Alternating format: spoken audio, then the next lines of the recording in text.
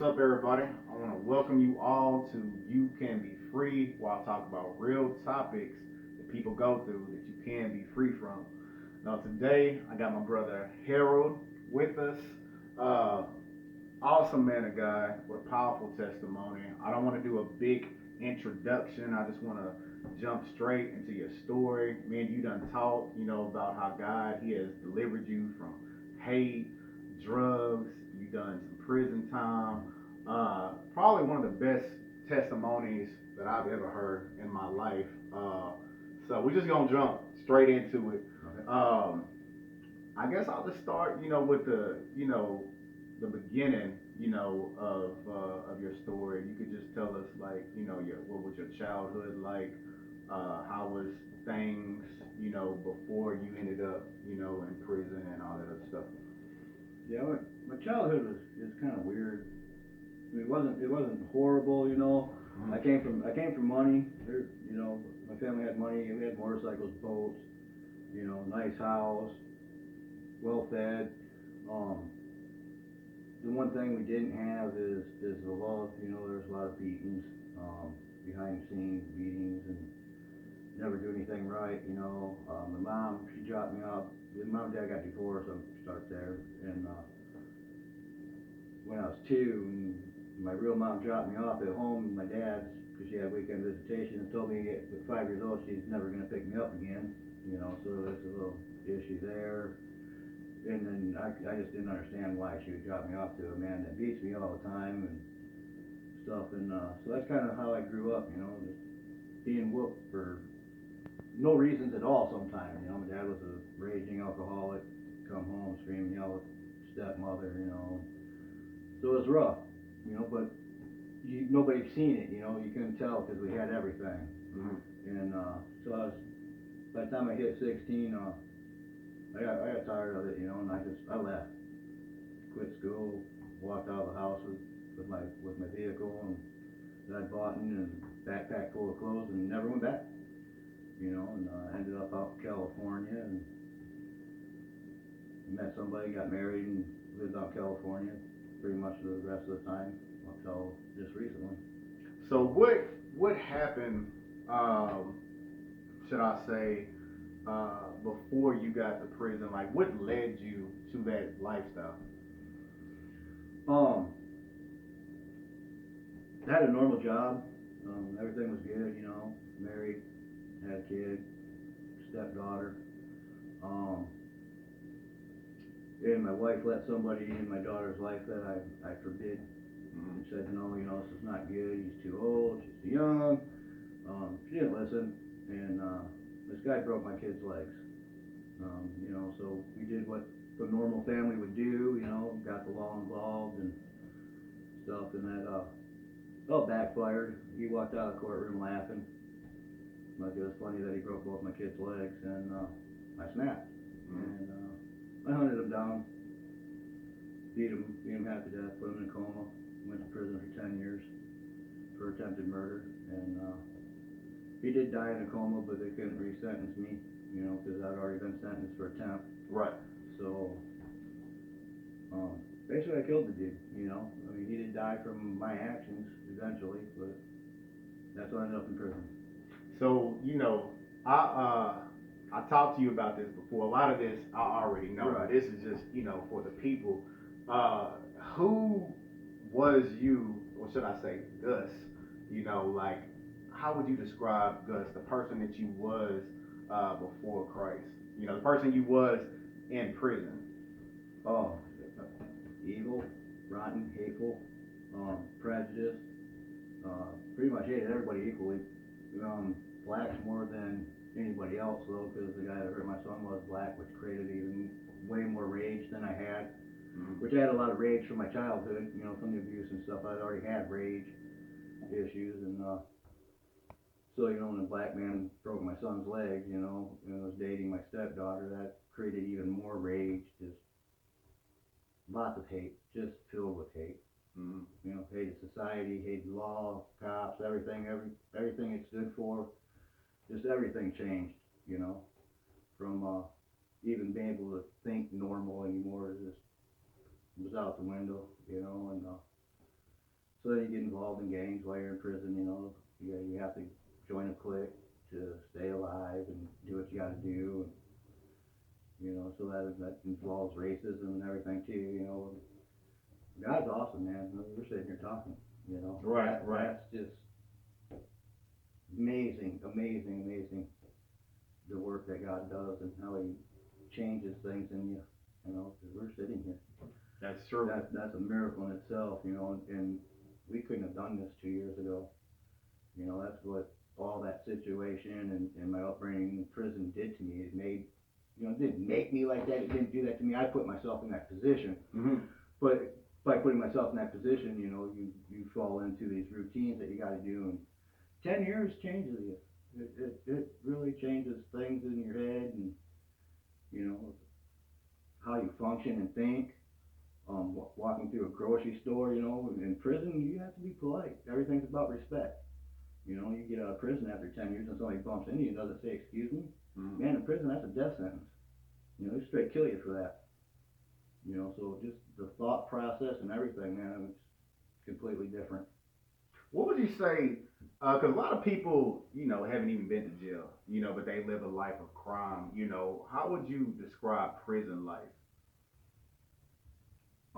A complete waste of time, energy, and effort.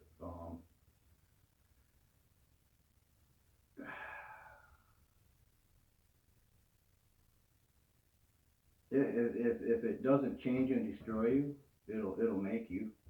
And you know, and if you ain't been to prison and you're playing with all that, I don't, man, don't mess with it. It's not worth it. These people that you think love you and gonna be there for you, they ain't gonna be. I haven't met one gangster, one gangbanger, one biker. That family's there for them, the street family. Mm-hmm. Man, as soon as you hit prison, you're on your own. There ain't no family love coming in, you know, from your so-called gang members, and it's it ain't worth it. Do you think that prison made you worse when you came out? Prison definitely taught me how to be a criminal. I wasn't a criminal when I went in. I was a ticked off father. Mm-hmm. You know, I mean, I went to work every day before I went to prison. You know, I'd go to the bar, have a few beers, go home like every normal person did. You know, then I did have some anger issues and stuff. I did like to fight when I was in bars, you know, get in fights and do stupid stuff, but I wasn't a criminal. I wasn't slinging drugs and running guns, and, you know, it wasn't that type of criminal, you know. It was stupid stuff like, you know, getting a bar fight, big deal, you know. But yeah, I would have to say it made me become something I was not. So tell us about that, like the person that you became, you know, after prison, you know, with the drugs and, you know, the fights and the violence and all that stuff. Oh, geez. Well, that brought me into places because of the drugs and violence and my willingness to go a step further with that violence and hate and stuff. And a lot of people, it brought me very, very high up into the gang world, a very high place. You had a lot of respect in California. Tons of respect. So much respect that it sometimes scared me, the power I had. You know, I mean, I could walk through streets where most white people couldn't walk, and literally black people would step out of my way. And I'm talking, you know, Bloods and Crips. They would move just because of who I was, and that's scary to have that kind of power. And I didn't always keep it in check, but I kind of did because I knew, you know, that, man, you know, I got power to like really, really mess up or really do something okay, or definitely get killed quick. You know, so it's kind of a scary place to be, and fun. You know, I'm not gonna lie, it was fun.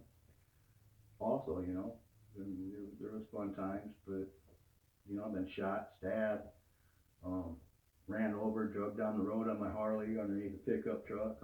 You know, just crazy, crazy stuff that, you know, I wouldn't have ever probably been through had I not gone to prison. I wouldn't have became that high up in the gang world as I was had I not gone to prison. You know, Right. I'm not saying I wouldn't have gotten involved in gangs, that very well could have happened, but I would never became who I was, you know, and it's not good. It wasn't good. I know you talked about drug use.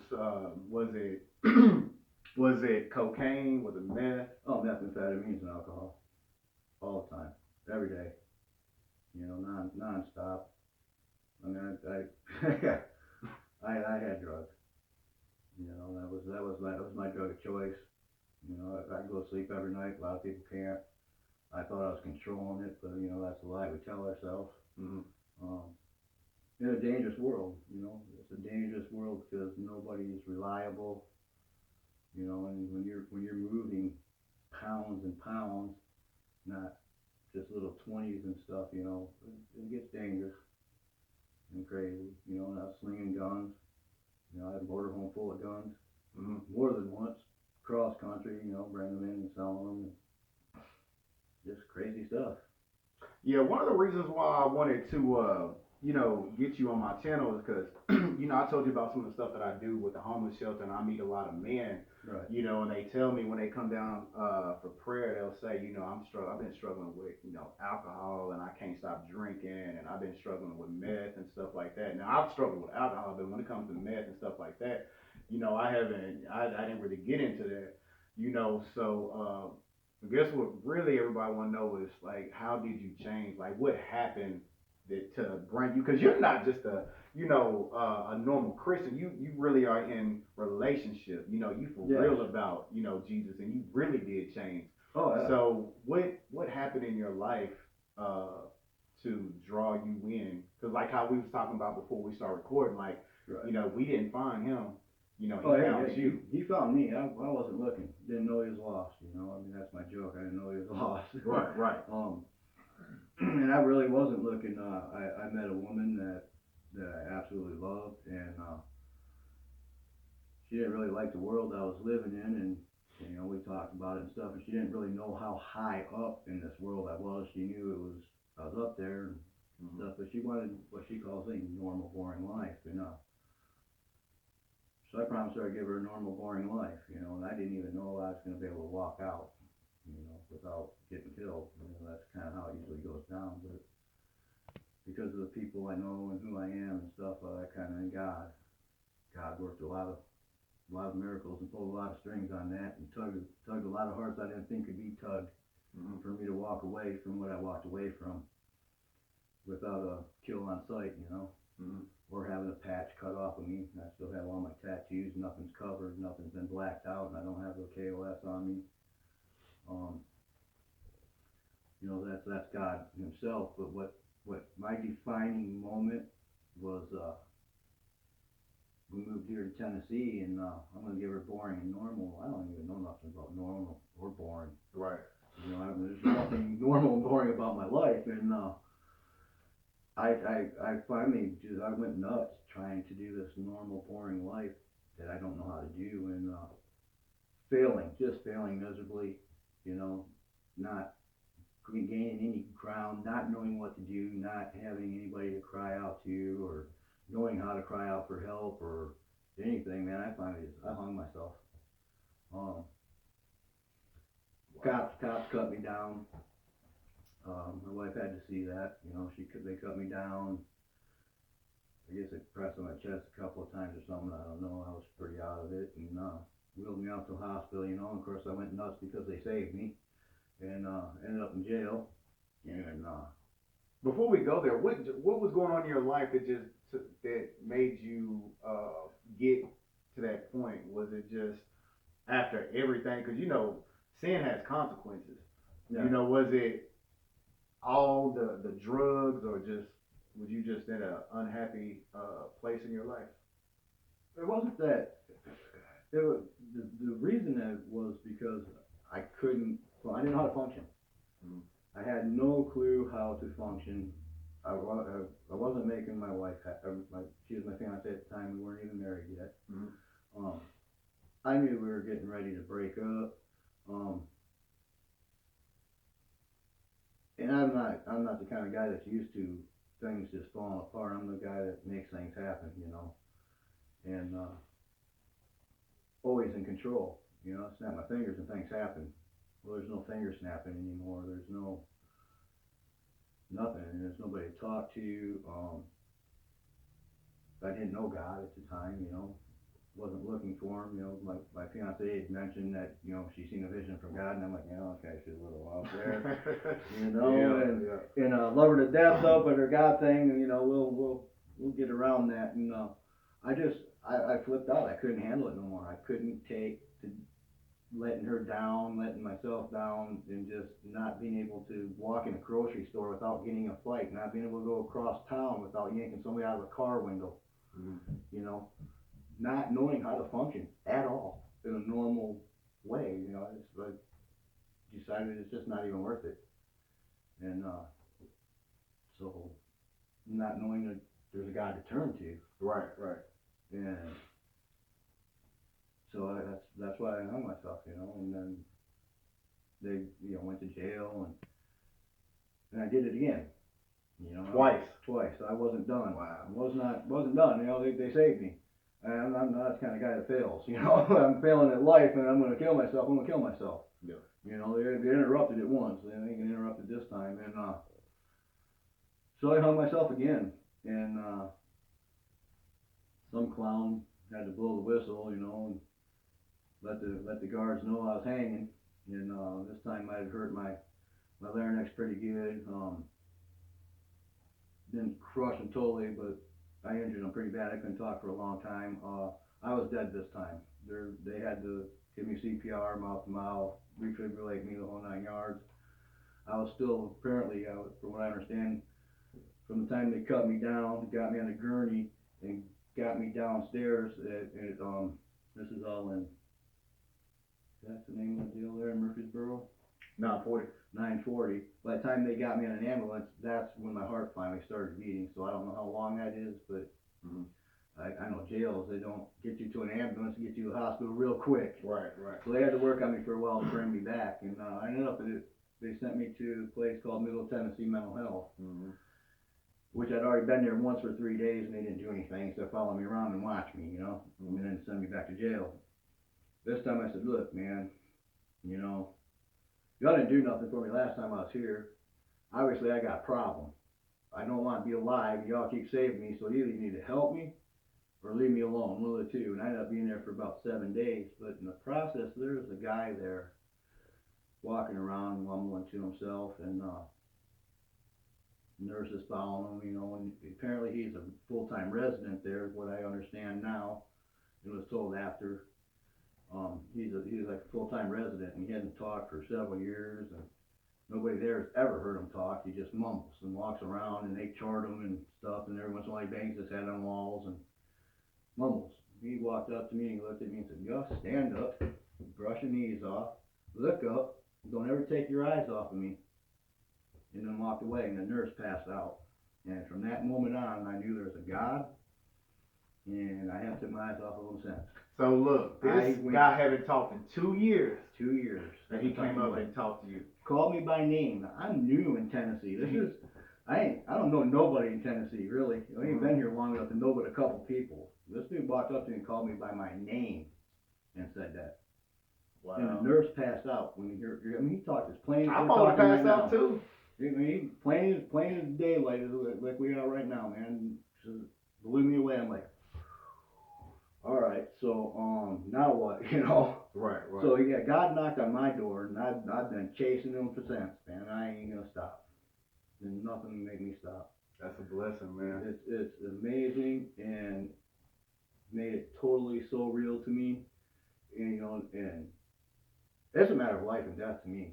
Me being a Christian is life and death, because I know where not being a Christian will bring me, and it's to death. That's right. There's no two ways about that.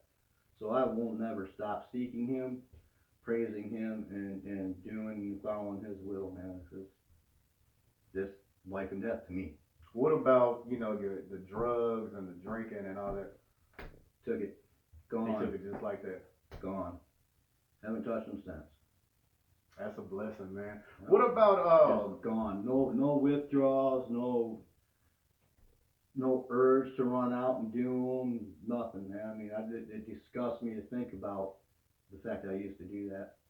you know, and I even tested it, you know, we're that kind of people. Yeah, yeah. You know, people are people. When I tested the drinking thing, when I got out, I'm like, look, man, I don't even have the urge to drink, but I'm gonna test it. And I bought a can of beer and took a swallow of it, spit it out, and threw it in the sink. Man, I couldn't even stand the taste of it. The most grossest thing I've tasted in my life. I'm like, how did I get to drink this? You know, And you had your first drink. You started drinking when you was young. oh, way young. You know, that was Like a 8, rite of 9. passage. You know, you go deer hunting with dad and grandpa. You're drinking. You know, and it's not like a sip. You know, here's a beer, boy. Mm-hmm. You're hunting. You're a man now. Yeah. Yeah, I mean, that's how I was raised. You know, I mean, you go fishing. Your 12 pack of beer, 9-year-olds drinking 6 of them, dad's drinking the other 6. You know, I mean, yeah. And God took it just like that. Come on. That's a blessing, man. So I know, you know, with your how your lifestyle was before, and so I know God. Like I told you, like God got plans for you, you know. But I know that the enemy has to be after you. I mean, you know, because we met in a hospital. Yeah, he's attacking my health big time when we met in the hospital. Yeah. Right. So prior to that, has he ever tried to use somebody to kill you? Oh yeah, definitely. Definitely. The guy I met in jail, we kind of became friends in jail a little bit, and he got out after I got out of jail and stuff, and you know, he was having a rough time. So I'm starting to do the God thing, you know, and chase him, and so I'm trying to encourage him. And his mom died, and he started doing drugs again, and I'm still trying to encourage him. And things started kind of getting ugly in his world, and I kind of hung in there probably longer than I should have, you know. Hindsight 2020, but his sister came to my house one day and she said, you know, I'm going to go over there and confront him about these people that are at the house and there's jewelry disappearing and stuff. I said, look, you don't want to go. God told me, man. I heard it audibly. He said, don't let her go. Today's not a good day. I couldn't stop her. I told her, look, man, don't go. It ain't a good day to go. Nothing good's going to come out of this. And she said, I'm going. So I looked at my wife and said, well, you know, should probably go and make sure nothing really bad happens, because something bad's going to happen. And we got there, and sure enough, out come guns, and there's children in there, and he just went nuts and pointed the gun at her, pulled the trigger. We haven't found that bullet yet, and there was 2 kids in there. My wife was getting them out. As she was getting them out, he pulled the trigger twice. Bullets hit exactly where they're standing, just as she was pulling them away to get them out of the house. And, you know, we're kind of from California and done the gangbanging thing, so we're not freaking out like most people would in this situation. But then that gun came point blank at my face like this. Mm-hmm. And I literally could see the lead. And I'm like, dude, really? And he pulled the trigger, boom. And I'm like, are you shooting blanks, man? Mm-hmm. I said, dude, you messed up. And I walked out of the house, and we got in the car and left, man, before the cops swarmed the place. And we went back few days later after things chilled out with his sister, and right where I was standing, there was a bullet hole right where my feet were, and there was a little piece of tape on it from the police, you know, their investigation and stuff that they did, and yeah, the angel's standing right there, man. So a gun, somebody shot at you. The bullet didn't even phase you, but it went. There was a hole. Went straight down right where my feet were. Wow. Yep. Point blank. Point blank. I should be gone. My face should be literally gone. And, you know, there's not just me and my wife as witnesses, there's 30, 40 witnesses that seen it. I believe and they still talk about it, man. It's just absolutely amazing. So did the devil use a friend that was flipped out a little bit to try to kill me? Yeah. But God's better and more powerful and greater, you know. See, people need to know that too, because there's you know, there's young people, man, and they want to get in the game, you know, and there's some young people, not just young people, this is for anybody. You know, I want to ask you, what advice would you have if somebody is in a game and they want to go to God, you know, but they're scared to get out? What would you say for that person? And then on another side, what would you say to people who are thinking about joining the game? I know I'm asking you 2 questions. 2 questions in one. To the ones that are already in there, really, I get that it's scary, you know. I already had God working my corner and I didn't know it, and that's the hope that I have for the ones that want to get out and are scared, is to know that there is a God, you know, and he's bigger. He's bigger than anything, that you can imagine. I mean, he pulled strings before I even knew him. He was pulling strings for me to get out because he had a plan, you know. And if you want to get out of the gang and you believe in God at all, man, all you gotta do is pray, and he'll get away. He'll show you a way out. You know, he will definitely show you a way out. That's right. 'Cause he's bigger than any gang. You know, people, you know, in gangs say stuff to me once in a while about, you know, yeah, you wimped out and stuff. You know, I'm gonna tell you right now, God ain't no punk. That's right.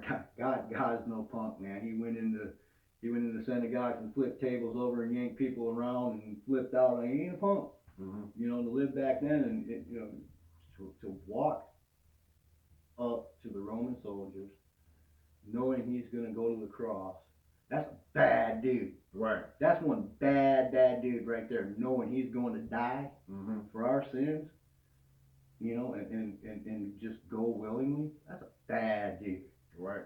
So if he's that bad, you know, and he did the things he could do for me, do it for anybody. That's that right. wants out. And he's real. And there's no doubt that he's real. And the Bible says, if God be for us, who could be against us? Nobody. Satan can't even. So when it comes to young people, you know how it is being young. You know, they're thinking about, you know, getting in the game because they think it's cool or whatnot. No. What advice? Why would you tell them not to get into a gang? Because I know you've seen a lot, you know, in prison and everything. You've seen, you know, what that lifestyle leads to. What advice would you say for people thinking about it? It's not worth it, man. There's better ways to go. There's easier ways to go. And it's a go nowhere, you know. If you're fighting for a street, man, that street's been there before you. It's gonna be there after you. It's gonna be there after even the other ones that started it all are gone. That street's always gonna be there, you know, and it ain't worth dying for. And the whole bottom line is, many of y'all think you got family and friends and stuff when you're in that clique. And as soon as you hit prison, man, they ain't there. That's right. They ain't there for you, man. You know, they're using you. You know, get what they can get out of you and have you do stupid stuff for them instead of them doing the stupid stuff. You know how it works. And there's just better ways to go. Even if you don't become a Christian, man, being a gang member leads you to two places: death and prison. That's right. Plain and simple. You know, if you're gonna be a thug, you're gonna go to prison. If you're gonna be a thug, you're gonna end up dead. Or in prison for the rest of your life. Those are the only two options you have as a gang member: death or prison. Period. You know, and for what? For a street name? Because I think you're cool and tough? Man, I ain't tough. You know, I've been shot, I've been stabbed. It ain't cool. There ain't nothing cool about laying up in the hospital with a bullet in you. There's just nothing cool about it. It's stupid. It's a stupid waste of time. And I hope everybody comes to Christ. You know, that's my ultimate goal. You know, talking to young kids and stuff and sharing my testimony with them is that they come to Christ. You know, but even if they don't and they get out of the gang, that's a win for me. To see a young man go and lead a productive life in society as a productive society member, which I didn't know how to do. I'm still learning how to be a productive member in society, and I'm 52 now. Right. I shouldn't have lived past 32 statistically. You know, and I'm 52 years old now, and I'm still learning how to live on society's terms. You know, man, if I could have done that when I was young and not seen and done the things I've seen and done, man, I'd give anything for that. But it's too late for me. It's not for them. You know. That's right. You know, one thing I want to say for people that know me, you know, this brother right here, he's genuine. He's genuine. You know, for those of y'all that know that I'm a chaplain at a hospital, and that's why I met him at, man. And the way you just smiled just a second ago, when I came into his room, man, I just remembered, you know, you just sitting there smiling. You was just like happy like a little kid. Oh yeah. And I you know, I go into a lot of rooms and I've met a lot of different people, but I haven't felt that type of love, you know. And then so they was like, yeah, it was you and I think it was two other guys at that time, and I was just like, you know, come on in. And we got to talking about God and sharing our testimonies, and then me, you, and your friend, we sitting there holding hands. Yeah. And we praying, and that just shows me, like we say it all the time, like this is God right here. Right. Because I had a lot of hate in me, and you had a lot of hate, so this would have been 10 years ago. You would have tried to kill me. I would have tried to kill you. Somebody would have done, ended up hurt. Oh, you got a lunch tray in your face for opening my door up without me inviting you in. Right, right. I mean, yeah, that would have been all bad. I mean, me and my buddies kind of joked about it, That's a good thing it wasn't 2 years ago. Right. This is God. Yeah. I can't. And it's real too. Yeah, it's real. I can't do this. Right. That's the whole bottom line, man. Without God, I can't do this. This is not me. Mm-hmm. When I got baptized, it was kind of a Saul to Paul thing. On the streets, I went by Gus. A lot of people called me Pops or 100% Wood, which is a racist thing that I got tattooed on my face, and it's there. So, but I forgot exactly where I was trying to go with this, but it makes me think about, yeah, sitting here talking to, the Bible talks about in 2 Corinthians 5 and 17, it says, whoever's in Christ is a new creation. Exactly. All things have passed away, all things have become new. And so the person that you tell me that who you was is gone. It's gone. I see a new creation, because if you would have never told me that, I kind of can pick up. You got the squat. You got the way that you carry yourself. I could tell you that God has did something in your life. But that's just because I can pick up on on stuff like that. But just every time I get around you, every time I've been around you since the time that I met you, I just feel love. The love that the care, even in the smiles and everything. So the person that you tell me, I believe it because I can tell that you're real, but you're just, you got Christ all over you. Well, and sometimes, which is crazy, people can go to church for a long time and, you don't see that much of a change. You might see, they might have been going for 20, 30 years and they made a change 20 or 30 years ago, but they still the same. But with you, it's different. And one of the reasons why I wanted to have you here is just to, people can see that you can be free. Oh, absolutely. Free from all that, it's awesome, because the greatest commandment is love. Mm. That's the greatest commandment. And in order for me to get what I want from being a Christian, which is to be with my Father in heaven when I pass, that's what I want. That's the greatest thing of all, is to be with Him. Well, in order to be there, I've got to love like He loved. That includes you, the guy down the street that wants to shoot me or hit me or be a fool. I gotta love him, and it's crazy because I didn't know anything about love.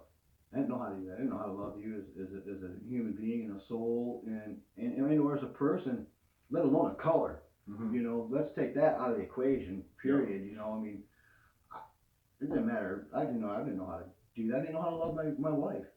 I'm the love I have for her now is so amazing. When God showed me what love was, it came with a smell. Mm-hmm. And I was telling you that the other day when we were talking. It actually had an odor. Mm-hmm. I could smell love. And my wife will tell you, like 20 years came off my face when I actually felt love. Mm-hmm. God showed me love and what it feels like. So I'm able to show it to people, and it's amazing, just amazing, and changing, life changing, everything about it, You're talking about the old is past and the new has come. When I got baptized, I came up as Harold. That's my God-given name, my birth name. That's what's on my birth certificate. Mm-hmm. I don't go by my street name anymore. That's gone. I'm not that anymore. I'm, devil's trying to beat me down like you're talking about. I'm in the hospital. I've got pneumonia. I'm in there. Smile. And what am I supposed to do? God's gonna have the glory. Look where I'm at. I'm sitting here giving a testimony. Met you. Mm-hmm. I believe in divine appointments and stuff. They let me go the Sunday prior to that. And I didn't get to meet you. I go home and boom, my pneumonia flares right back up again. Even worse. So now I'm back in the hospital. to be there on Sunday to meet you. You know, and we're talking about stuff, you know, other things besides just doing this interview and stuff that is right in line with my walk, you know, and it's amazing. You know, everything has a reason. God is in everything we do. He's working over here, making this happen. It makes this happen, so this can happen, and this can happen, and this happens. You know, to make it all come together. And it's like the things He's got to do to make something come together is crazy. Right. You know, but only He can do it. You know, it's awesome. And to not have hate anymore, it's relief. You know, talks about, you know, He'll give you rest. I rest now.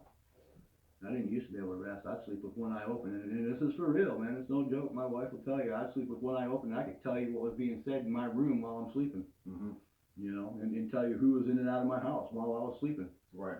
And I sleep now. When I sleep, I sleep. I don't have both eyes open. I snore and everything. Yeah. Don't have a clue what's going on. Yeah. You know, I got peace and rest. You know, and I wouldn't have that without God or without His love. You know. That's a blessing, man. You know, in closing, I want to ask you one last question, and you know, I've been, you know, I visit a lot of people at the hospital, and I told you this before. Like, I can't imagine. I mean, I have been sick. I know what it's like to go through hard times, but I'm telling you, man, when I met you that day, I would have even, you know, I'm kind of like, I didn't know what to say. I'm like, you don't look sick, you know, because you were smiling. Right. And I see a lot of people, man, and they tell me unbelievable stories. Some of them Christian, some of them not, but they're so down, you know. So I could take that a lot of ways. But what advice would you, because you told me before, I don't know if you're going to give me the same answer, but what advice would you have for a person that they may be sick, they may just found out they got cancer, you know, they may be in a situation where they just keep getting sick, because you know, you've had other, you know, issues too. What advice would you have to that Christian, or just anybody that's going through something, they're feeling discouraged and they just like, they need a word, you know, of advice? What got you through that? What got me through it is my knowing that God's hands in everything, and I've been through so much in my past that I'm a Christian now, and I'll take my worst day as a Christian. That's what you said. Over my best day being an atheist, running amok gangster, than over anything. Man, I'll take my worst day as a Christian. It's better, 100,000 times better than my best day out there being a fool. You know, yeah. That's what keeps me going, and it keeps me smiling. My worst day as a Christian is better than most of my best days were. That's right. You know, so how do you not smile? Yeah. You know, yeah, I'm sick, you know, and I don't understand why I keep coming back to the hospital, you know, but God's gonna get the glory at the end of this. Whatever's going on, man, God's glory is gonna shine. And right now it is, you know. Why did I go back to the hospital so many times? Why did I go back to the hospital one more time for 2 days? Meet you, you know. Yeah. Other things have happened too, you know, that glorified God in it also, you know. So that's just what keeps me going and keeps me smiling, you know. It's that easy for me, you know, and it's not saying it's easy. When they told me I was having heart problems, you know, I'm wearing a monitor right now, and they're actually talking about putting a pacemaker in me, or actually having to do open heart surgery and fix an artery. You know, I'm praying for the total healing, and you know, but I'm gonna keep smiling through it all, and God's got it, man. Yeah, you know, God's got it, plain and simple. You know, I was scared for a second, and I remember, I got God, man. That's right. You know, what am I worried about? I've been shot, I've been stabbed, I've been drugged down the freeway, on my Harley underneath the truck, you know. What? God got this, man. You know, right. I'm good. Right. No matter what, I'm good. You know, I love God, and I want to be in heaven. So, you know, I'm not ready to go anymore. I ain't suicidal no more. But if I go tomorrow, then I'm with my Father. You ready? You know, and so it's all good. So man, I want to thank you for coming, sharing your testimony. Man, you've been a blessing to my life, man. Even just sitting here, you know, talking to you now, man, I can't, you know, in my mind, I'm just thanking God for you. Yeah. You know, I'm gonna go ahead and close this out though. Y'all pray for my brother. He's a real man of God. I met a lot of people in my life, but nobody like this. I'm looking forward to doing ministry with him. But I wanted him to share his story because I know somebody's gonna see it. You know, you may be going through something where you feel like you can't stop drinking, you can't stop smoking, you can't get over the hate, you can't get over the anger. You're discouraged about certain things that are going on in your life. And he's just, he's a witness. You know, just to let everybody know, no matter what you're dealing with, you can be free because who the Son has set free is free indeed.